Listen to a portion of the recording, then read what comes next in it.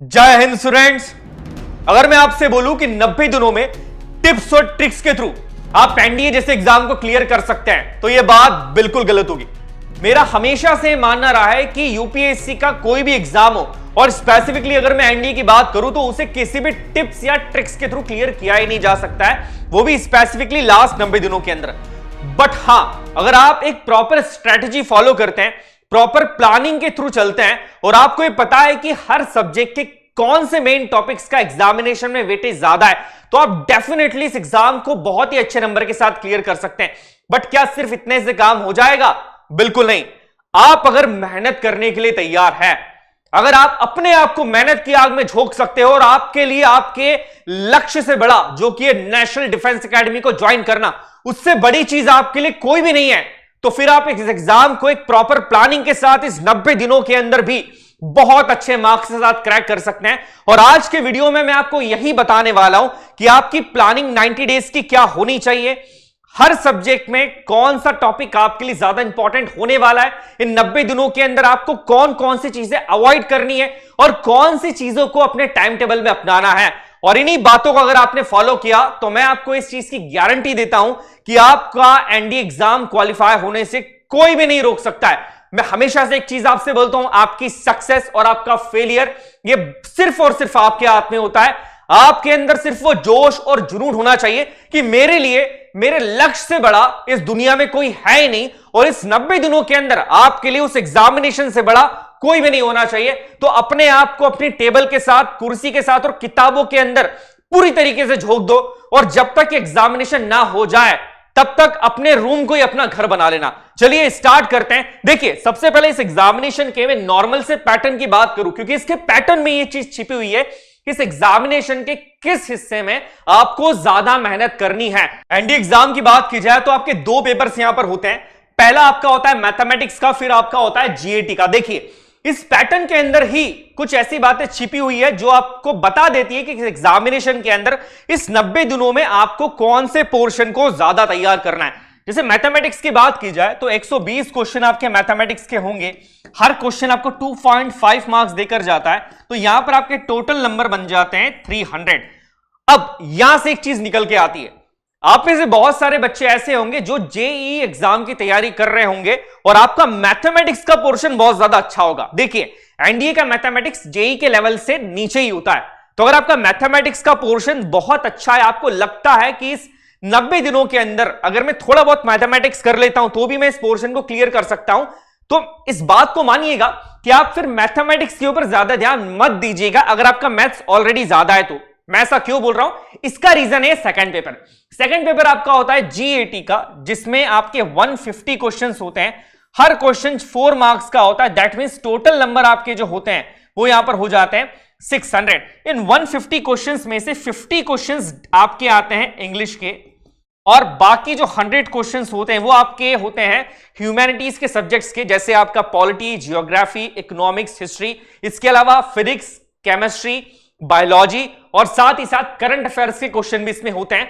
और यहां से ये जो क्वेश्चन 100 होते हैं ये आपको देके जाते हैं 400 मार्क्स, और जो इंग्लिश का अकेला 50 क्वेश्चन का पोर्शन होता है वो आपको यहां पर देकर जाता है बेटा 200 मार्क्स। देखिए, यहां से आपको चीज समझ में आ गई होगी कि अगर मैथमेटिक्स का पोर्शन स्ट्रांग है तो अब आपको जरूरत है जीएटी के पोर्शन को कवर करने की। जी हां, 90 डेज में आप जीएटी के ऊपर ज्यादा ध्यान दीजिए। बट ये किसके लिए? ये बात सिर्फ उन बच्चों के लिए जिनका ऑलरेडी मैथमेटिक्स अच्छा है, ये मैं उनकी बात कर रहा हूं। और जिनका जीएटी अच्छा है उनके साथ एक प्रॉब्लम होती है कि इंग्लिश का पोर्शन काफी यहां पर कमजोर होता है, आप इसे अवॉइड नहीं कर सकते हो। 200 नंबर है, 200 नंबर बहुत बड़ी बात होती है, आप इस 200 नंबर को अवॉइड नहीं कर सकते हो। तो अगर आपकी इंग्लिश कमजोर है, अभी स्टार्ट ही नहीं करी है, तो भी आप इस 90 दिनों के अंदर अपने इंग्लिश को मजबूत बना के इस 200 मार्क्स में से 140 प्लस या इवन आप 160 प्लस मार्क्स भी अचीव कर सकते हैं, आराम से लेके आ सकते हैं। बस आपकी एक प्रॉपर प्लानिंग यहां पर होनी चाहिए। अब देखिए, नॉर्मली मैं कभी कट ऑफ की बात करता नहीं हूं कि कट ऑफ कितना जाना चाहिए, कितना जाना चाहिए, बिकॉज मैं हमेशा मानता हूं कि कट ऑफ आपका सिलेक्शन डिसाइड नहीं कर सकता है। कट ऑफ सिर्फ एक बाउंड्री लाइन होती है कि आप इस बाउंड्री के ऊपर खड़े हैं और अब आप एसएसबी के लिए अपीयर हो सकते हैं, क्योंकि आपका जो एसएसबी के बाद फाइनल लिस्ट निकलती है वो आपके इंटरव्यू की प्लस आपके रिटर्न दोनों के मार्क्स को जोड़ के निकलती है। अब जैसे यहां पर बात की जाए कि 355 जो है ये कट ऑफ स्कोर देखा जा रहा है काफी टाइम से, बट आप अगर एक प्रॉपर स्ट्रैटेजी को अभी इस 90 दिन के अंदर भी फॉलो करते हैं तो आप आराम से यहां पर 450 प्लस मार्क्स को लेकर आ सकते हैं। हालांकि आपका जो लक्ष्य होना चाहिए, आपका एम होना चाहिए, वो कम से कम 550 मार्क्स तो होना ही चाहिए, बट आपको एक प्रॉपर स्ट्रैटेजी के थ्रू अगर आप फॉलो करेंगे तो आप इस एम को भी अचीव कर सकते हैं। तो ये एक तरीका है, इससे आपको समझ में आना पड़ेगा या समझना पड़ेगा कि इस तरीके का पैटर्न है, आपको इन सब्जेक्ट्स पे फोकस करना होगा, किसी भी सब्जेक्ट को अवॉइड नहीं कर सकते हैं। कई बच्चों को मैथ्स पसंद है तो वो मैथ्स ही करते रहते हैं दिन भर, कई बच्चों को जीएटी पसंद है तो वो जीएटी के किसी एक सब्जेक्ट में इतना ज्यादा खो जाते हैं कि बाकी सारे सब्जेक्ट्स को वो भूल जाते हैं। आपको समझना पड़ेगा एग्जामिनेशन के अंदर किस सब्जेक्ट्स का कितना वेटेज आ रहा है, ये आपको चीज समझनी पड़ेगी, उसके हिसाब से ही आप उस सब्जेक्ट को उतना टाइम दीजिएगा, ठीक है। अब यहां पर अगर मैं टॉपिक की बात करूं, जैसे सबसे पहला और इंपॉर्टेंट पार्ट माना जाता है मैथमेटिक्स।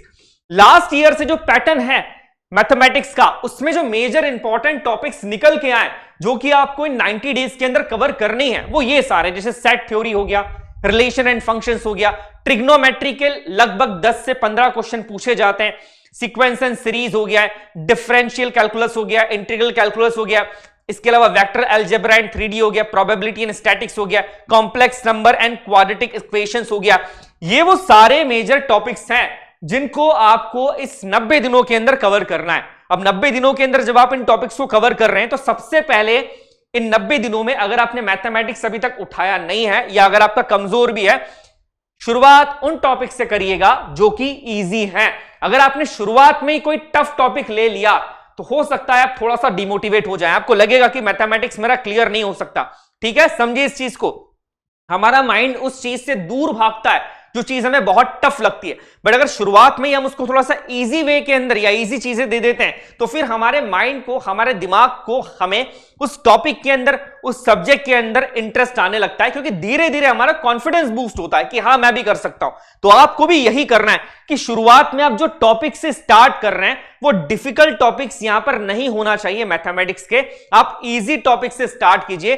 दूसरी बात, मैथमेटिक्स में सिर्फ एक चीज चलती है, वो है आपकी प्रैक्टिस। अगर आपका मैथ्स कमजोर है आप प्रैक्टिस कीजिए, टाइम के साथ लगाइए, क्योंकि एक बड़ा मेजर प्रॉब्लम एग्जामिनेशन में आपको यह आएगा कि क्वेश्चन तो आपका बन जाएगा बट आपको टाइम बहुत ज्यादा लग रहा होगा। इससे बचने का सिर्फ एक तरीका है, वो है प्रैक्टिस, प्रैक्टिस एंड प्रैक्टिस। तो मैथमेटिक्स की जितनी ज्यादा हो सके उतनी ज्यादा प्रैक्टिस कीजिए, जितने ज्यादा हो सके उतने ज्यादा क्वेश्चंस लगाइए। बट जिन बच्चों का मैथमेटिक्स बहुत अच्छा है फिर वो बहुत ज्यादा टाइम मैथमेटिक्स पे मत दीजिएगा। अब नेक्स्ट अगर यहां पर मैं बात करूं जो कि एक बहुत बड़ा हर्डल मानते बच्चे, वो है इंग्लिश। इंग्लिश के 50 क्वेश्चन यहां पर आ रहे हैं, 50 क्वेश्चन मतलब 200 मार्क्स आपके यहां पर आते हैं। अब इन दिनों में इन 200 मार्क्स को कैसे कवर किया जाए इंग्लिश के अंदर? अगर मैं आपसे सिर्फ एक चीज कहूं, इंग्लिश के अंदर बाकी सारी चीजें इंपॉर्टेंट है बट सबसे इंपॉर्टेंट पार्ट आपका होता है वो है आपका वोकैब। वोकैब को इंप्रूव करना बहुत ज्यादा इंपॉर्टेंट है। आपके सिनोनियम्स हो, एंटोनियम्स हो, अगर आप इसके अलावा भी बात की जाए कि अगर आपकी वोकैब ठीक नहीं है तो फिर आप इंग्लिश के पोर्शन को कवर नहीं कर सकते हैं। तो मेरा सजेशन आपको ये रहेगा इस 90 दिनों के अंदर आप ज्यादा से ज्यादा ध्यान अपनी वोकैब के ऊपर दें।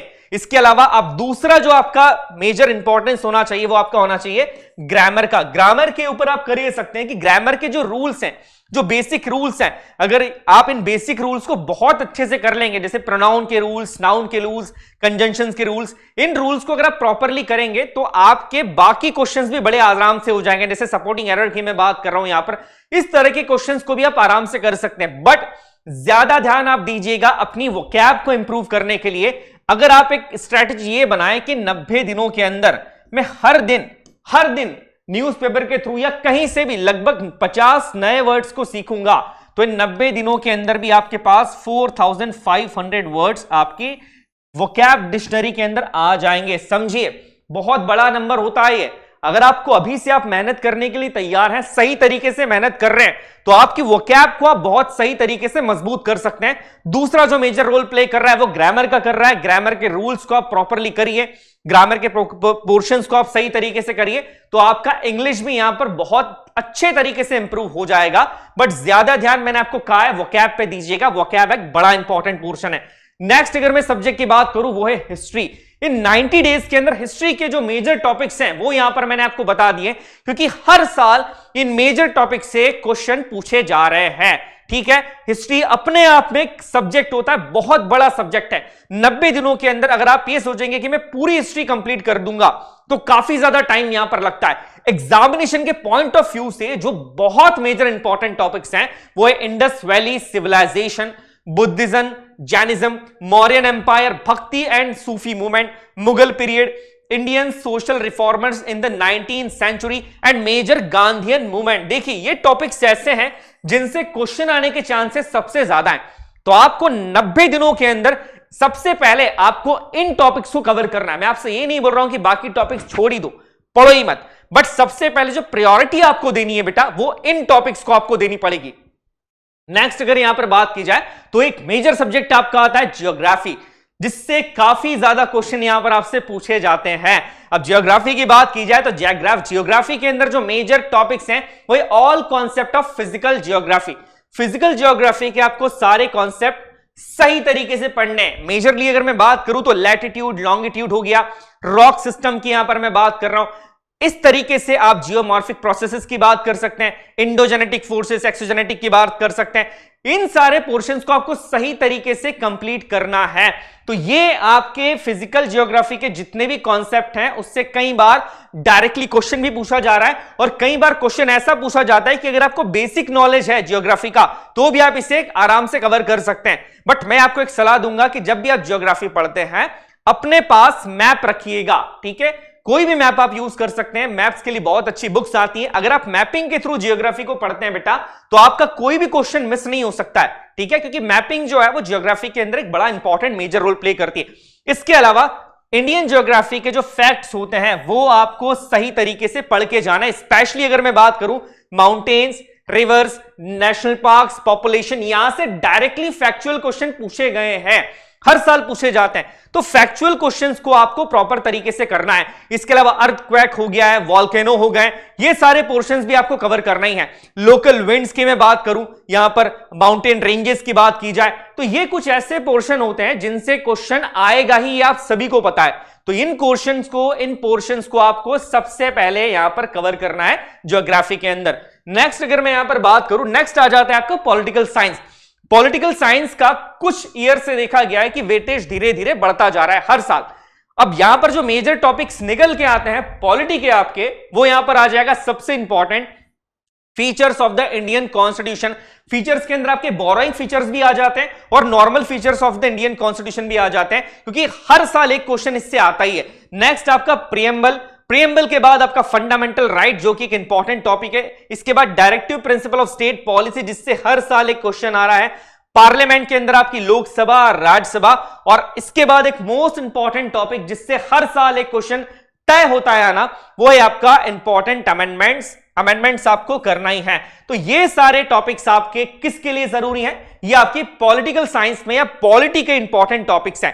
नेक्स्ट अगर यहां पर मैं बात करूं, नेक्स्ट सब्जेक्ट आपका आ जाता है फिजिक्स। फिजिक्स के अंदर आपका motion, Newton's law, work, power, energy, gravitation, sound and waves, current, electricity and optics, ये सारे मेजर टॉपिक्स हैं। फिजिक्स का रोल मेजर है जीएटी के अंदर, क्वेश्चंस भी फिजिक्स के ज्यादा आते हैं, तो इन टॉपिक्स के ऊपर आपकी पकड़ काफी अच्छी होनी चाहिए। 90 डेज के अंदर आपको इन टॉपिक्स को प्रॉपरली करना है। देखिए जब मैं प्रॉपरली बोल रहा हूं तो क्या मतलब है, बेसिक कॉन्सेप्ट के साथ समझ के इन टॉपिक्स को करना है। ठीक है, क्योंकि अगर एक बार बेसिक समझ में आ गया तो फिर कैसा भी क्वेश्चन आ जाए आप आराम से उसे कर लेंगे। तो अपना बेस मजबूत करना यहां पर जरूरी है आपके लिए। नेक्स्ट अगर बात करें बायोलॉजी की, तो बायोलॉजी में सेल, कॉमन डिसीज जिससे हर साल क्वेश्चन आता ही है, टिश्यूज जिससे लास्ट ईयर भी क्वेश्चंस आए, टिश्यू में प्लांट, एनिमल, ह्यूमन, इसके बाद biogas, ozone and green house, ये सारे पोर्शंस आपको बायोलॉजी के अंदर करने हैं। नेक्स्ट अगर बात की जाए केमिस्ट्री में, केमिस्ट्री के अंदर आप देख रहे हैं redox and electrochemistry, non metals and compounds, some important chemical compounds, तो ये सारे टॉपिक्स आपके केमिस्ट्री के रहेंगे। अब एक मेजर आपका पोर्शन आता है करंट अफेयर्स, जिसको लेकर बड़ा कंफ्यूजन होता है, क्योंकि करंट अफेयर्स एक इंपॉर्टेंट और मेजर रोल प्ले कर रहा है आपके एग्जामिनेशन के अंदर। करंट अफेयर्स को आप ऐसे ही नहीं छोड़ सकते हैं। तो करंट अफेयर्स के अंदर जो टॉपिक्स की बात की जाए वो डिफेंस, सिक्योरिटी, आपसे पूछ लिया जाता है कि डिफेंस की एक्सरसाइज किसके साथ हुई है, इंडिया के साथ जिस दूसरी कंट्री की एक्सरसाइज हुई थी उसका नाम क्या था, किस प्लेस के ऊपर हुई थी, इस तरह के क्वेश्चन पूछे जाते हैं। डिफेंस डील्स के बारे में पूछा जाता है। इसके अलावा international relations and agreement, India के दूसरी कंट्री के साथ क्या रिलेशन है, कोई मेजर इवेंट हुआ है, कोई मेजर पर्सन इंडिया के अंदर आया है, या कोई इंटरनेशनल एग्रीमेंट हमने किसी दूसरी कंट्री के साथ साइन किया है, इसके ऊपर क्वेश्चन पूछे जाते हैं। इसके अलावा person place in news, as जो इंपॉर्टेंट पर्सन और प्लेसेस हैं जो कि अभी न्यूज में रहे हैं, उनसे लेकर क्वेश्चन आने के चांसेस भी करंट अफेयर्स में ज्यादा होते हैं। Next, book and authors. Books and authors को लेकर कंफ्यूजन होता है कि क्या सारी बुक्स करें, सारे ऑथर्स पढ़े? नहीं, कुछ ऐसी बुक्स होती हैं, कुछ ऐसे ऑथर्स होते हैं जो करंट के अंदर अभी काफी हाईलाइट हुए हैं, उनकी कोई बुक काफी हाईलाइट हुई है, तो यहां पर ऐसे बुक्स एंड ऑथर्स को आपको करना है। इंपॉर्टेंट डेट्स आपको पढ़ना है। इसके अलावा नेशनल एंड इंटरनेशनल अपॉइंटमेंट्स जितने भी हुए हैं, मान लीजिए नए इलेक्शन कमीशन के चेयरमैन कोई बने हैं, कोई नया आईएमएफ का चेयरमैन बना है, कोई नया जो है इंटरनेशनल ऑर्गेनाइजेशन है, मान लीजिए यूएन के अंदर कोई नया पर्सन अपॉइंट हुआ है, तो यहां पर ये अपॉइंटमेंट्स को आपको सही तरीके से पढ़ना है।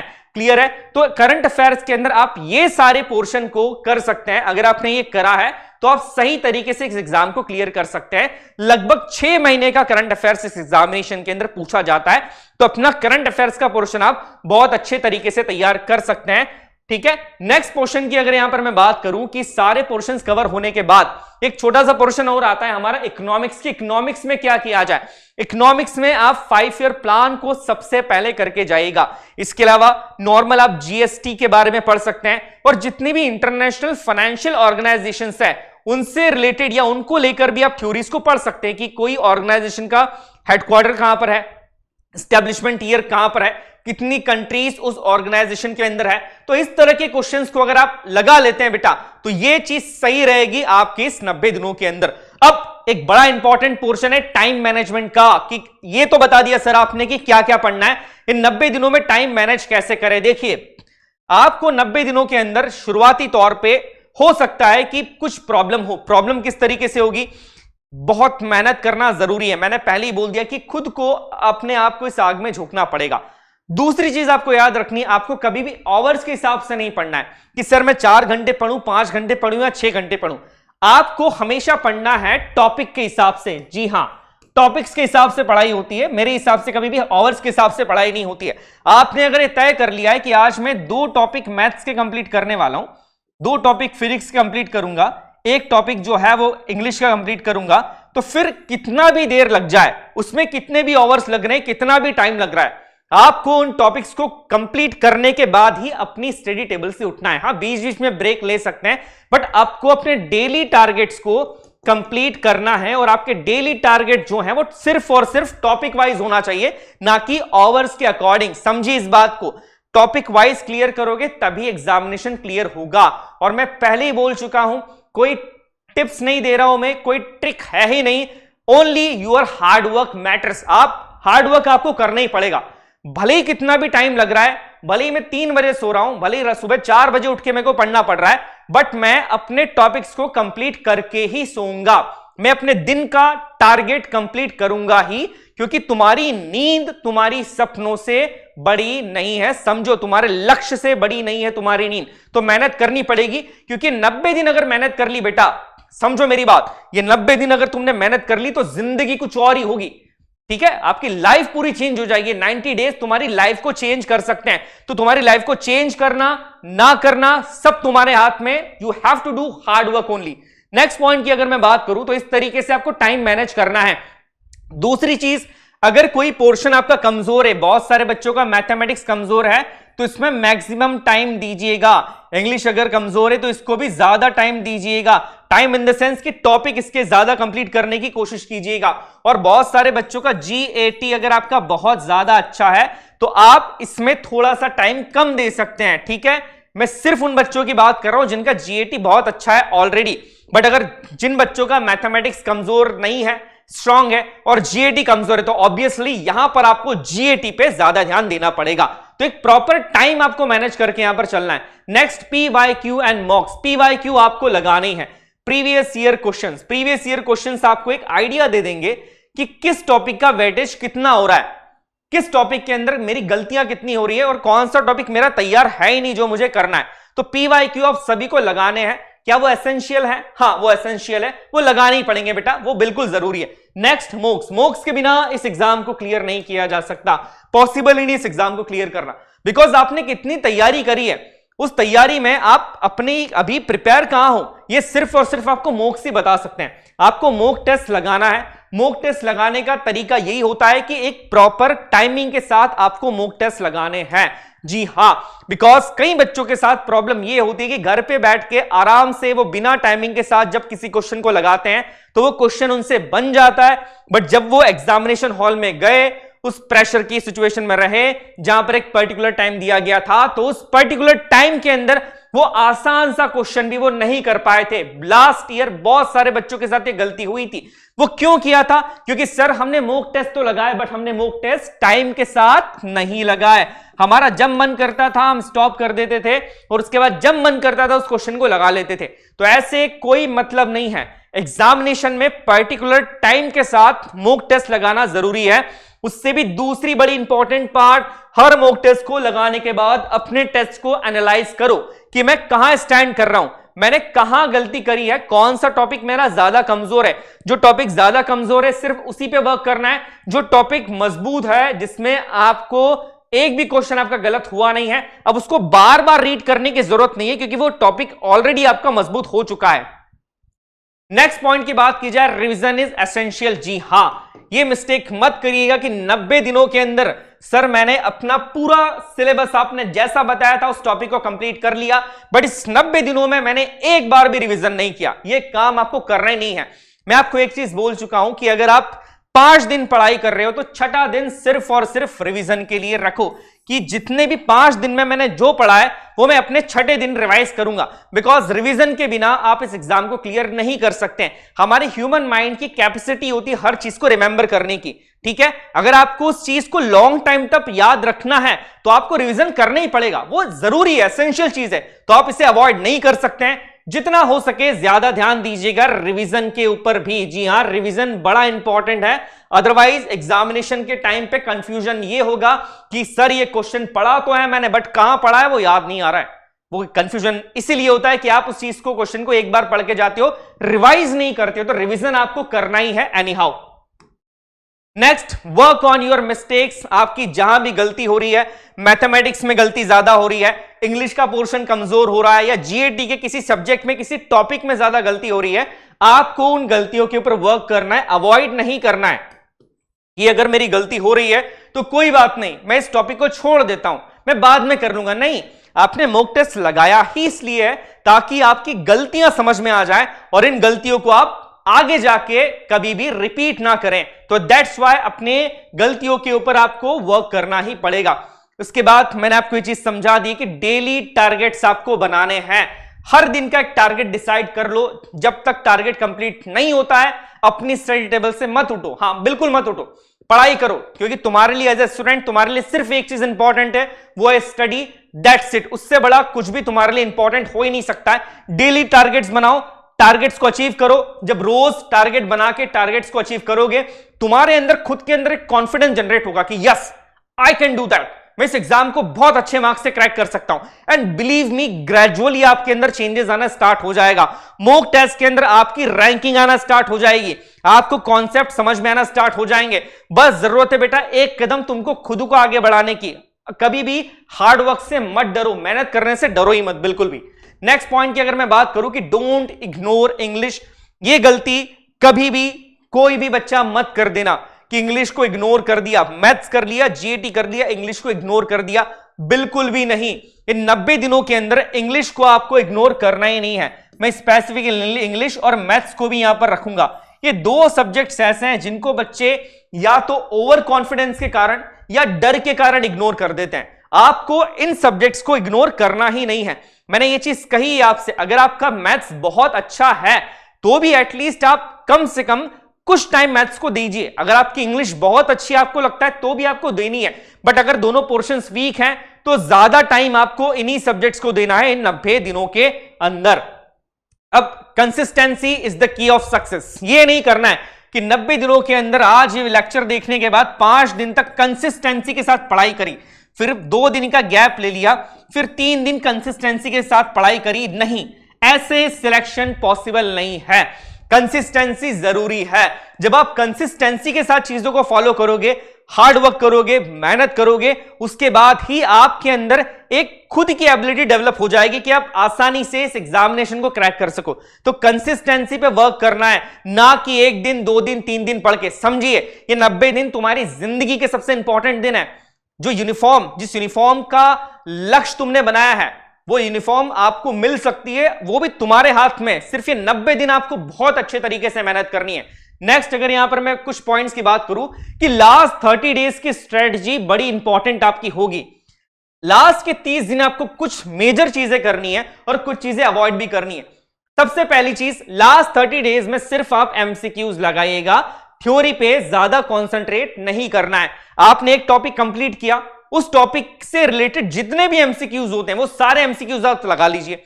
थ्योरी पे ज्यादा कंसंट्रेट मत कीजिए, क्योंकि लास्ट 30 डेज में आपको थ्योरी के ऊपर आप टाइम ज्यादा वेस्ट नहीं कर सकते हैं। तो पहली चीज एमसीक्यूज लगाना है, जितने हो सके, जितने टॉपिक्स के हो सके एमसीक्यूज आपको लगाना है। दूसरा, मॉक विद टाइम। ये चीज मैं बता चुका हूं कि मॉक टेस्ट आपको लगाना ही है। डेली टारगेट सेट कर लीजिए कि आज मैं 3 मॉक टेस्ट लगाऊंगा, 4 मॉक टेस्ट मैं डेली लगाऊंगा, और डेली के आपको मॉक टेस्ट लगाना है। और सबसे इंपॉर्टेंट, मॉक लगाने के बाद मॉक टेस्ट को एनालाइज करना है। एनालिसिस करना ज्यादा इंपॉर्टेंट होता है टेस्ट लगाने से। और टेस्ट कैसा लगाना है बता दिया है मैंने, टाइमिंग के साथ। Next, revision. आपको रिवाइज करना है। रिवाइज इन द सेंस, जब आप इन 90 डेज के अंदर सब्जेक्ट्स की तैयारी करेंगे तो आपने अपने छोटे छोटे नोट्स बना लिए होंगे। उन नोट्स को आपको इन 30 डेज में रिवाइज करना है, ना कि पूरा टॉपिक पढ़ लिया। उस टॉपिक से रिलेटेड अगर आपने नोट्स बनाए हैं तो इन लास्ट 30 डेज में उन नोट्स को आप रिवाइज करते जाइए, ठीक है? बिकॉज रिवीजन जो है वो इंपॉर्टेंट है किसी भी एग्जाम के लिए। और सबसे इंपॉर्टेंट चीज, लास्ट 30 दिन में कोई भी नई बुक रेफर मत कीजिएगा, अदरवाइज एक बहुत बड़ी प्रॉब्लम क्रिएट आपके लिए हो जाएगी, ठीक है? लास्ट 30 डेज में कोई भी नई बुक रेफर मत कीजिएगा। जो बुक आप पढ़ते आ रहे हैं, जिस बुक से आपने रिवीजन किया है, जिस बुक के आप क्वेश्चन सॉल्व करते आ रहे हैं, उसी बुक को रिवाइज कीजिए। कोई भी नई बुक को लास्ट 30 डेज में रेफर यहां पर नहीं करना है। क्लियर है पॉइंट? बिकॉज मैंने एक चीज आपसे हमेशा कही है कि 100 बुक 1 टाइम से बेटर होता है 1 बुक 100 टाइम्स। ये सबसे इंपॉर्टेंट चीज है, तो इस चीज को अपने माइंड में रखिएगा हमेशा से। Next, don't feel negative. ये एक सबसे बड़ी समस्या है। ये बाकी चीजें तो होती हैं, बट एक सबसे बड़ी समस्या ये आती है जो कि अभी से बच्चों के अंदर आ रही है, नेगेटिव फील करना, कि मैं नेगेटिव फील कर रहा हूं इन लास्ट 30 डेज के अंदर। तो और ये चीज ज्यादा बढ़ जाती है, टेंशन होने लगता है, डिप्रेशन हो जाता है, एग्रेशन आ जाता है कि मुझसे क्वेश्चन नहीं बन रहा है, और खुद से भरोसा हटने लगता है। देखिए, अपने आप पे भरोसा रखिए। अगर आपने इतनी मेहनत करी है तो आपको सफलता जरूर मिलेगी, ठीक है? तो नेगेटिव इन डेज के अंदर आपको बिल्कुल भी फील नहीं करना है। अगर आप नेगेटिव फील करते हैं, कर भी रहे हैं, तो उस टाइम पे उठो और पढ़ाई करने लग जाओ, ठीक है? अगर बहुत ज्यादा डिप्रेशन जैसी चीज हो रही कि आज पढ़ने का मन कर ही नहीं रहा है, तो कोई बात नहीं, एक दिन का ब्रेक ले लो। एक दिन का ब्रेक ले लो, कहीं घूमने जाओ, कोई अच्छी मूवी देख लो, अपने माइंड को फ्रेश करो, अपने अंदर कॉन्फिडेंस लेकर आओ, और वापस से सही मूड के साथ, सही माइंड के साथ तैयारी करने बैठ जाओ। अगर इस तरीके से आप तैयारी करते हैं 90 डेज के अंदर, तो आपका इस एग्जाम में सफल होने से कोई भी नहीं रोक सकता है। बस आपको खुद पे भरोसा यहां पर रखना ही होगा। आई होप आपको ये चीज समझ में आ गई होगी बेटा कि किस तरीके से 90 दिनों के अंदर, इन 90 दिनों को भी आप प्रॉपरली यूटिलाइज करके इस एग्जामिनेशन को क्लियर कर सकते हैं। तो अपने आप पे भरोसा रखिए, हार्ड वर्क करिए और जुट जाइए, मेहनत की आग में अपने आप को झोंक दीजिए, ताकि आप अपने लक्ष्य को पा सकें, जो कि है नेशनल डिफेंस एकेडमी को ज्वाइन करना। जय हिंद।